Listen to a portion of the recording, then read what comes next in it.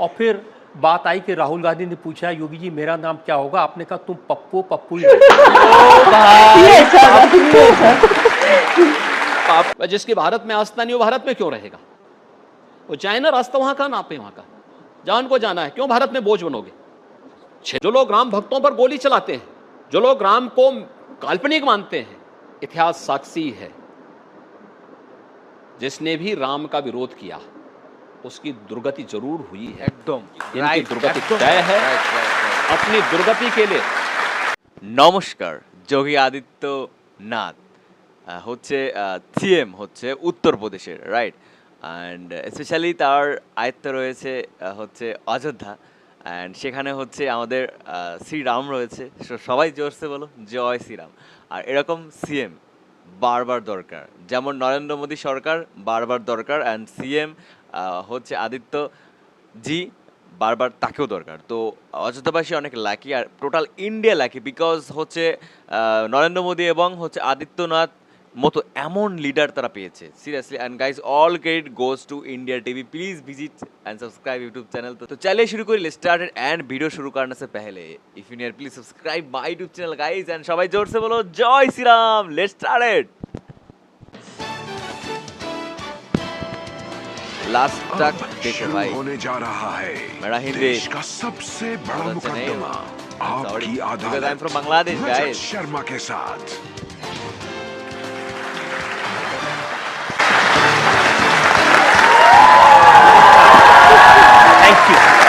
Thank you very much.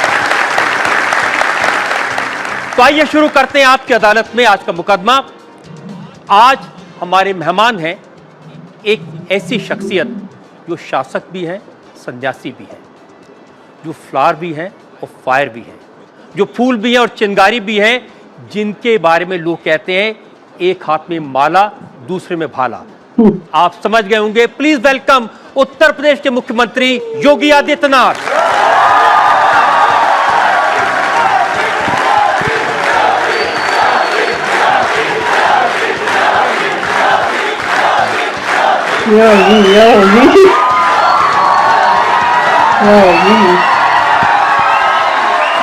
देश के लिए सब खेला ये पढ़ते करें बाकी बड़ा फैशन है।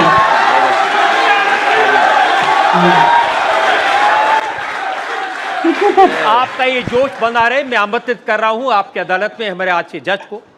आज के जज बहुत खास हैं। देश के सबसे बड़े विश्वविद्यालय यूनिवर्सिटी ऑफ दिल्ली के vice chancellor professor Yogesh Singh.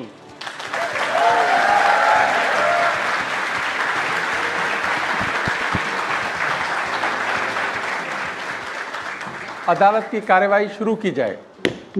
और इससे पहले कि इल्जामात और सवालात का सिलसिला शुरू करें, एक नजर डालेंगे योगी आदित्यनाथ के पॉलिटिकल प्रोफेसर और not, I don't know. Uttar Pradesh के मुख्यमंत्री योगी आदित्यनाथ का पॉलिटिकल करियर किसी चमत्कार से कम नहीं है। संघर्षों से भरा और सफलता के शिखर तक पहुंचा। 35 साल पहले जब ये स्टूडेंट लीडर थे तो किसी ने कह दिया था कि अजय अच्छे कैंपेनर नहीं।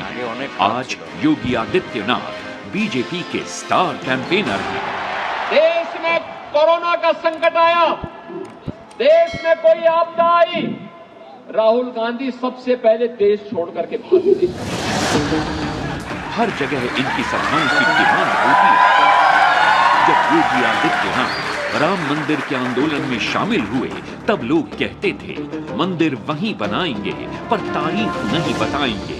योगी आदित्यनाथ ने अपने कार्यकाल में रिकॉर्ड टाइम में भव्य राम मंदिर का निर्माण करवाया।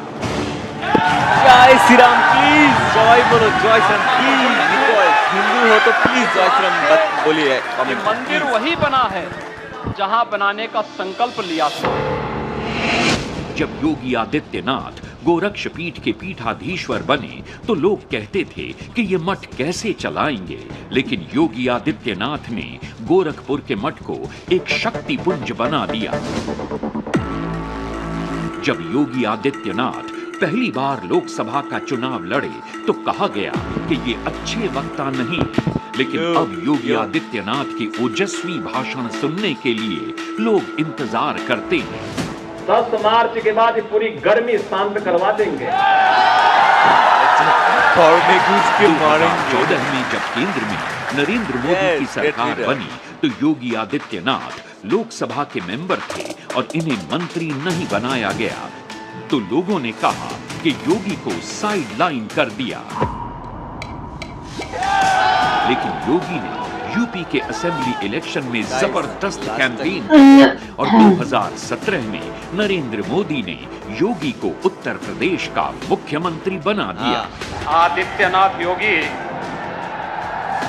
ईश्वर की शपथ लेता हूं कि जब योगी मुख्यमंत्री बने तो सवाल उठे, ये भगवाधारी सरकार कैसे चलाएंगे? लेकिन अब सर्वे होते हैं तो सामने आता है कि योगी आदित्यनाथ देश के बेस्ट चीफ मिनिस्टर हैं। यूपी के हर चुनाव में कहा गया कि इस बार योगी बीजेपी को नहीं जिता पाएंगे, लेकिन योगी आदित्यनाथ ने 4 बार उत्तर प्रदेश में बीजेपी को चुनाव जितवाया।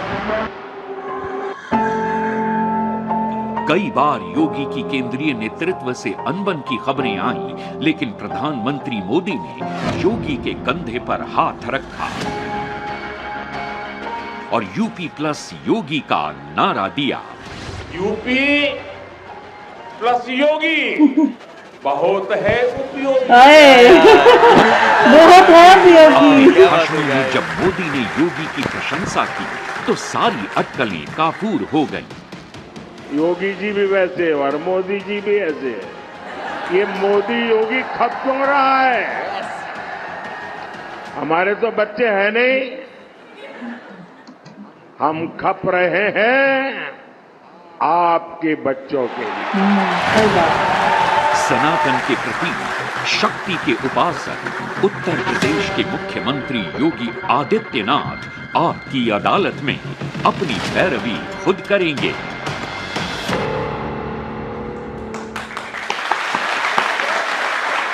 योगी जी, आपको लगता है कैसी दीवानगी है?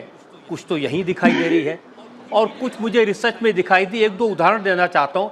एक नौजवान ऐसा मिला जिसने अपनी छाती पर योगी आदित्यनाथ की तस्वीर का टैटू बना लिया। ओह, सीरियसली? कोई देखा?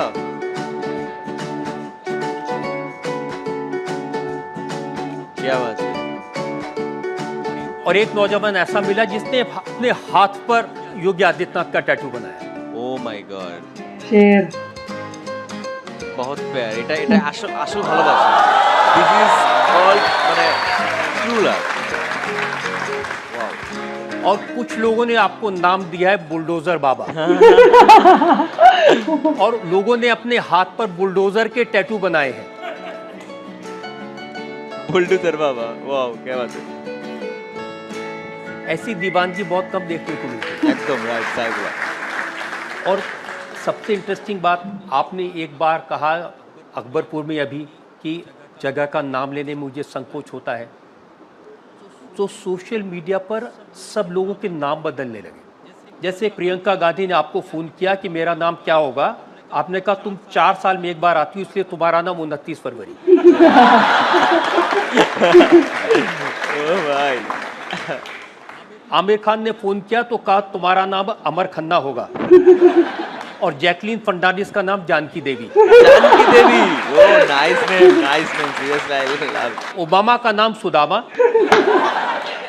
और फिर बात आई कि राहुल गांधी ने पूछा योगी जी मेरा नाम क्या होगा, आपने कहा तुम पप्पू पप्पू ही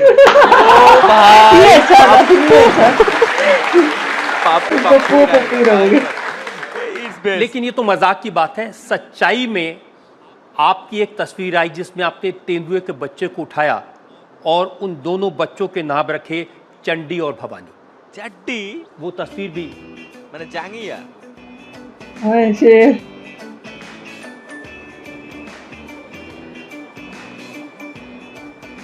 कितने सोने लगते हैं अपने निके निके बच्चे। वाह, सीरियसली आई लव एनिमल।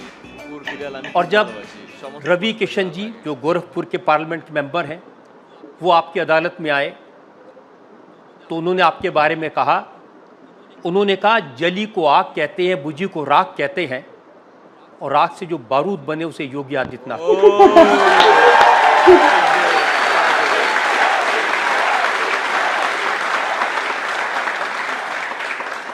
कुछ कहना चाहेंगे इन सब दीवानगी पर? देखिए, मैं भारतीय जनता पार्टी का एक सामान्य कार्यकर्ता हूं, उससे पहले एक योगी हूं, और एक योगी के रूप में मेरे धार्मिक और मेरे आध्यात्मिक दायित्व क्या हैं उनका भी पालन करता हूं, लेकिन उससे भी महत्वपूर्ण है कि मेरे राष्ट्रीय दायित्व क्या हैं, उसको उससे भी आक्रामक तरीके से प्रस्तुत करने का प्रयास करता हूं। मैं आभारी हूं उन सभी का जिनको ये यात्रा अच्छी लगती है, और मैं विश्वास करता हूं कि राष्ट्रवाद का ये अभियान जिसके हम पथिक हैं, यह प्रधानमंत्री मोदी जी के नेतृत्व में आज जिस नई ऊंचाई को प्राप्त कर रहा है, मैं विश्वास के साथ कह सकता हूं कि इसी में भारत का और इसी में विश्व मानवता का कल्याण भी निहित है। आपने बिल्कुल ठीक कहा, और जनता इसीलिए आपको इतना प्यार करती है। तो आइए शुरू करते हैं आज का मुकदमा आपकी अदालत में। पहला इल्जाम योगी आदित्यनाथ पर। आपकी अदालत में उत्तर प्रदेश के मुख्यमंत्री योगी आदित्यनाथ पर आरोप है कि ये हिंदुत्व के नाम पर राजनीति करते हैं। योगी जी, आजकल चुनाव का कैंपेन हो रहा है, आप राम मंदिर की बात करते हैं, लेकिन अखिलेश जी के चाचा हैं प्रोफेसर साहब राम गोपाल यादव, वो कहते हैं भारत में मंदिर की क्या जरूरत? देखिए, जरूरत थी इसलिए बन भी गया।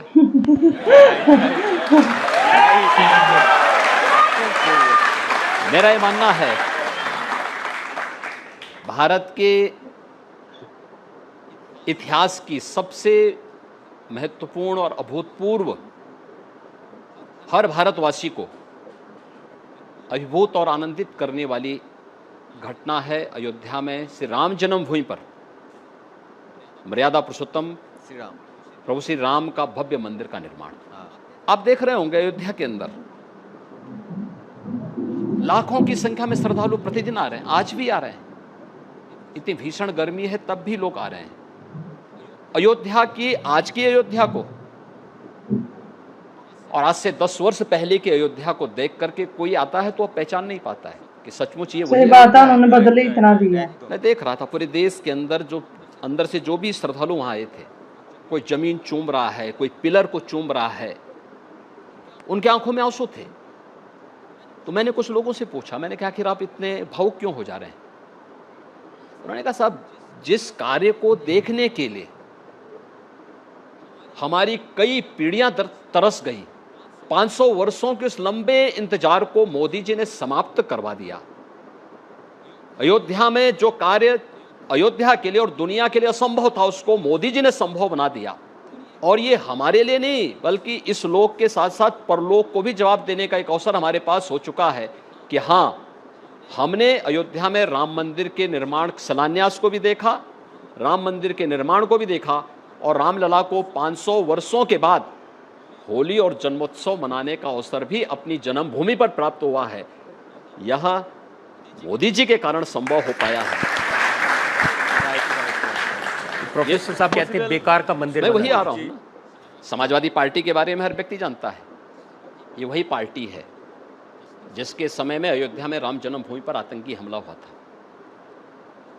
काशी में संकट मोचन मंदिर पर हमला हुआ था, जिनके समय में लखनऊ, अयोध्या और वाराणसी की कचहरियों पर हमले हुए थे। और अखिलेश यादव जब मुख्यमंत्री बने, उन्होंने सबसे पहला काम क्या किया था? इन आतंकवादियों पर दायर मुकदमों को वापस लेने का कुत्सित प्रयास किया था। तो हम धन्यवाद देना चाहेंगे न्यायपालिका का कि न्यायपालिका ने उन दुर्दांत आतंकवादियों को बाहर निकलने से रोका, अन्यथा क्या दृश्य होता। जो लोग राम भक्तों पर गोली चलाते हैं, जो लोग राम को काल्पनिक मानते हैं, इतिहास साक्षी है, जिसने भी राम का विरोध किया उसकी दुर्गति जरूर हुई है। इनकी दुर्गति तय है। अपनी दुर्गति के लिए जाके प्रभु दारुण दुख दीना, ताके मति पहले हर लीना। तो यह स्थिति इनके साथ भी है। प्रभु ने उनके लिए दुख ही लिखा है, क्योंकि उन्होंने देश को दुखित किया है। भारत की आस्था के साथ खिलवाड़ करके भारत के आस्थावान नागरिकों की आस्था के साथ खिलवाड़ किया है। इसलिए अब उनके लिए शेष जीवन दुखी होने का समय है, क्योंकि जैसा कर्म करोगे वैसा ही वैसे भरोगे। फल भी सही भुगतोगे। बात। अब उस फसल को काटने का समय आ गया, इसलिए वे राम का विरोध कर रहे हैं, राम मंदिर का विरोध कर रहे हैं। जो लेटेस्ट बयान आया है वो नाना पटोले का, महाराष्ट्र में कांग्रेस के अध्यक्ष हैं। उन्होंने कहा कि जब हम सरकार बनाएंगे तो इस मंदिर को फिर से पवित्र करवाएंगे, इसको गंगा जल से धोएंगे। पहले अपने आप को तो पवित्र कर ले। क्या बात किया, मजा आ गया। और राहुल गांधी तो बार बार अपनी हर पब्लिक मीटिंग में ये कहते हैं कि ये जो प्राण प्रतिष्ठा का कार्यक्रम है इसमें उन्होंने अमिताभ बच्चन को देखा, ऐश्वर्या राय को नाचते हुए देखा, लेकिन किसी गरीब को, किसी मजदूर को नहीं देखा। इनको शर्म आनी चाहिए इस प्रकार की भाषा का उपयोग करने में, कि कोई गरीब नहीं था। ये श्रमिक कौन थे? जो मंदिर का निर्माण कर रहे हैं उनका महिमा मंडन प्रधानमंत्री अपने हाथों से कर रहे हैं। वे कुर्सी में बैठे थे, प्रधानमंत्री जी उनके पास जा करके पुष्प से वर्षा करके उनका सम्मान कर रहे थे। प्रयागराज में सफाई कर्मियों के पैर प्रधानमंत्री जी ने अपने हाथों से धोए। ये पहली बार हुआ। आखिर कांग्रेस में राहुल गांधी के पर नाना प्रधानमंत्री थे, पप्पू उनकी दादी प्रधानमंत्री थी, उनके पिताजी प्रधानमंत्री थे, और 2004 से 2014 तक उनकी माताजी सुपर पीएम के रूप में कार्य कर रही थी। आखिर इस दौरान कभी इनको किसी गरीब के घर में जाने की बात तो दूर, किसी गरीब से संबंधित कोई योजना उन्होंने बनाई हो जिसने उनके जीवन में व्यापक परिवर्तन किया हो? नहीं किया। राहुल एंड कंपनी मंदिर क्या जानते? तो देखा ना 2000 गुजरात के चुनाव के दौरान उनको ये तक नहीं मालूम था कि मंदिर में जाना कैसे बैठना है। ऐसे लगता था जैसे कोई नमाज पढ़ने के लिए गया हो। तो पुजारी ने समझाया, कहा भैया ये मंदिर है, मस्जिद नहीं है। पालती मार करके बैठिए, पूजा करना है तो पालती मार करके बैठा जाता है। ये कोई जो है नमाज पढ़ने का वो नहीं, मुद्रा नहीं यहाँ बनानी है। अब जिनको ये भी संस्कार न हो वे राम मंदिर के बारे में चर्चा करें। जिनका खानदानी इतिहास है राम मंदिर के विरोध का, वे भारत की आस्था को क्या जान पाएंगे? और आज ऐसा थोड़े पहली बार हो। वो शिकायत कर रहे हैं कि राष्ट्रपति द्रौपदी मुर्मू को प्राण प्रतिष्ठा के कार्यक्रम में इसलिए नहीं आमंत्रित किया क्योंकि वो एक आदिवासी हैं। पहली बार देश के अंदर एक आदिवासी महिला देश की राष्ट्रपति बनी है। हाँ, वह किसके कारण? प्रधानमंत्री मोदी जी के इनिशिएटिव लेने के कारण। सही बात है। कि समाज के अंतिम पायदान पर बैठे हुए, अंत्योदय से अमृतोदय की यात्रा है हमारी, अंतिम पायदान पर बैठे हुए व्यक्ति को भी सत्ता के सिंहासन पर बैठने की स्थिति है। मैं पूछना चाहता हूं, राहुल गांधी से पूछना चाहता हूं, मैं स्वयं की बात करता हूं। मैं तो एक सामान्य परिवार में जन्म लिया था। हमने कभी मुख्यमंत्री बनने की सोची ही नहीं थी, कभी नहीं सोची थी, कभी नहीं हम लोगों के मन में था। आज मुख्यमंत्री के रूप में हम जनता जनार्दन की सेवा कर रहे हैं। ऐसी बात मैं कह रहा हूं कि निमंत्रण पत्र सबको दिया था, आदरणीय राष्ट्रपति जी को भी, आदरणीय उपराष्ट्रपति जी को भी, पूर्व राष्ट्रपति आदरणीय रामनाथ कोविंद जी को भी। जिस सूची में हर तबके के लोग थे, तो अमिताभ बच्चन भी उसमें थे। और मुझे लगता है कि हमें उनकी कला पर सम्मान का भाव रखना चाहिए। नहीं, ऐश्वर्या राय तो नहीं थी लेकिन उनको दिखी।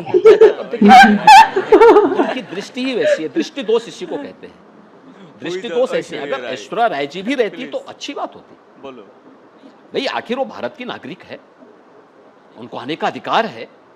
और क्या अमिताभ बच्चन की कला और कला जगत में उनके योगदान को आप विस्मृत कर लेंगे?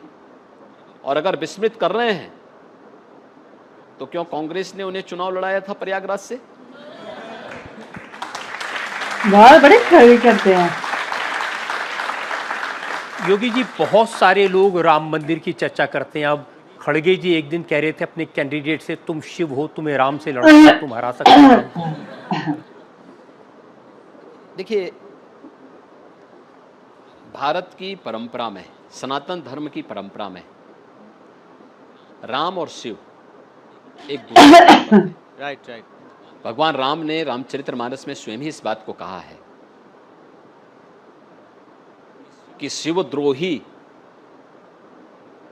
अगर मेरे समीप आने का प्रयास करता है तो वह सपने में भी मेरी कृपा नहीं प्राप्त कर सकता। और जब लंका में सेतु बंध का निर्माण करना था तो प्रभु राम ने पहले रामेश्वरम में भगवान शिव की ही उपासना की थी। जब सही बात नामकरण की बात आई, भगवान राम ने उस ज्योतिर्लिंग का नाम रामेश्वरम रखा कि राम के ईश्वर हैं। लेकिन शिव से पूछा गया तो भगवान शिव ने कहा नहीं नहीं, जिसके ईश्वर राम है वही रामेश्वर है।